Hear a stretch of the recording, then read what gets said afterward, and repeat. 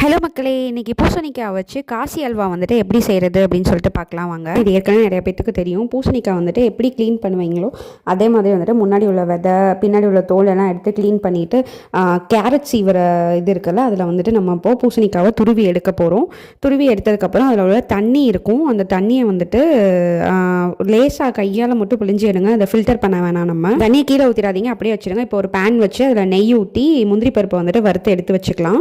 இப்போ அதே நெய் உள்ள பேனில் வந்து பூசணிக்காய் ஆட் பண்ணிக்கலாம். அதோட தண்ணியும் இதோட சேர்த்து கொஞ்சம் ஆட் பண்ணிக்கோங்க, ஏன்னா இது வேகணும். அதனால அந்த பூசணிக்காய் தண்ணியை ஊற்றி வந்துட்டு வேக வைக்க போகிறோம். இதில் வந்துட்டு நான் 2 ஏலக்காய் சேர்த்துருக்கேன். நீங்கள் வந்து ஏலக்காவை பொடி பண்ணி கூட சேர்க்கலாம். அந்த பூசணிக்காய் உள்ள தண்ணியெல்லாம் வத்துனதும் நம்ம வந்து ஜீனி பாகு காய்ச்சி ஊற்ற போகிறோம். நீங்கள் வந்து சர்க்கரையை வந்துட்டு அப்படியே சேர்த்துக்கலாம். 6லேருந்து 7 டேபிள் ஸ்பூன் வரைக்கும் சேர்த்துக்கோங்க. நான் வந்துட்டு 6 டேபிள் ஸ்பூன் போட்டு ஜீனி பாகு மாதிரி காய்ச்சி இதில் சேர்த்துருக்கேன். அதோட 3 டேபிள் ஸ்பூன் நெய், ஒரு பிஞ்ச் கேசரி பவுடரு, வறுத்து வச்சிருந்த முந்திரியெல்லாம் போட்டு இறக்குனீங்கன்னா சூப்பரான காசி அல்வா